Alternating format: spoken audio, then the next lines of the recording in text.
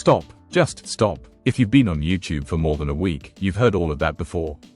Post consistently, find your niche, engage with your comments. And while none of that is technically wrong, it's like telling a chef the secret to a great meal is to use ingredients. It's surface level advice that keeps you busy, but it doesn't lead to real, breakout growth. The truth is, the advice that gets repeated by every YouTube guru is the safe advice. It's the stuff that won't get them into trouble.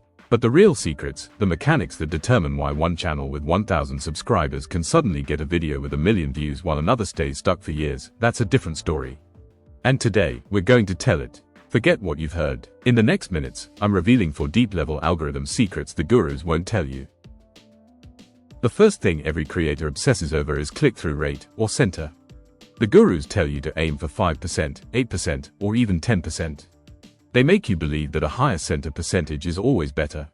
This is one of the most dangerous myths on the platform. The algorithm doesn't just see a percentage, it sees the story behind that percentage. Imagine you have 2 videos. Video A has a flashy, clickbait title and gets a 10% center.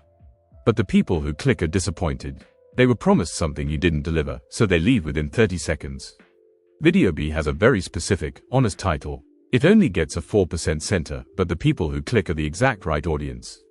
They think, this is exactly what I was looking for, and they watch 70% of the video. Which video do you think the algorithm will push? It's video B, every single time. A high center from the wrong audience is a poison pill for your video. It tells YouTube, I tricked people into clicking, and they were not satisfied. The algorithm learns from this and will stop showing your video to anyone. The real secret isn't a high center, it's a high-quality center. Your goal isn't to make everyone click, it's to make the right people desperate to click. So how do you do this? You stop thinking about broad appeal and start thinking about your one, ideal viewer. When you create your title and thumbnail, ask yourself, what specific problem does this solve for them? What specific curiosity does this answer? Your thumbnail shouldn't be a mystery box for the whole world, it should be a key for a very specific lock. A 4% center of a dedicated, interested audience is worth more than a 10% center of disappointed strangers. This brings us to the next big lie, audience retention. We're all obsessed with that graph, trying to keep it as high and flat as possible. Gurus say, you have to keep people watching until the end. And while high retention is good, it's not the ultimate goal. The metric that truly matters is one level deeper, session duration. YouTube's primary goal isn't to get a viewer to watch one video. Its goal is to keep that viewer on the YouTube platform for as long as humanly possible. The algorithm's holy grail is a creator who can make a viewer watch one video, and then another, and then another. They want binge watchers. So, think about it. Viewer watches your video all the way to the end, 100% retention. Then they close the app and go about the day. That's good. But viewer B watches 60% of your video, and at the 6-minute mark, they see a perfectly placed end screen card for another one of your videos that is the perfect next step. They click it and start watching that one. For the algorithm, viewer B is infinitely more valuable. You didn't just give YouTube a 6-minute view, you gave them a 12-minute session. Your job is not just to be a video creator, it's to be a session creator. Every video you make should be a doorway to the next one. Don't just end your videos with a generic, check out my other content. No, end your video by saying, if you found this breakdown of the algorithm's secrets useful, then you absolutely need to watch my video on the 3 thumbnail mistakes that are killing your channel. I've linked it right here. Guide them, give them a direct path. Use pinned comments, end screens, and verbal callouts to create a chain. That is how you turn a viewer into a fan and signal to the algorithm that your channel is a destination, not just a pit stop. Niche down until it hurts. We've all heard it. Start a channel about 1980s Japanese camera repair, not just cameras. And for starting out, this is excellent advice. It helps YouTube understand who your initial audience is. But the channels that stay in that tiny niche forever, never evolving, are the ones that hit a growth ceiling and die. The real secret to massive growth isn't just owning a niche, it's audience expansion. Once the algorithm understands your core audience, its next job is to find new people who might also be interested. This is where the magic happens. The biggest creators are masters of building bridge content. A bridge video is a piece of content that connects your core niche to a much larger, adjacent audience. Let's use that 1980s Japanese camera repair channel. A core video would be how to replace the light seals on a Minolta X700. Very niche, but a bridge video could be how to get that 80s vintage film look using your iPhone. Who does that video appeal to? It still appeals to the core vintage camera fans, but it also hooks in millions of iPhone users who are interested in photography and aesthetics. When that video does well, the algorithm learns something new. It learns that people who like iPhone photography might also like your content. It has now built a bridge. Suddenly, it might start recommending your Minolta X700 video to a small percentage of those iPhone viewers.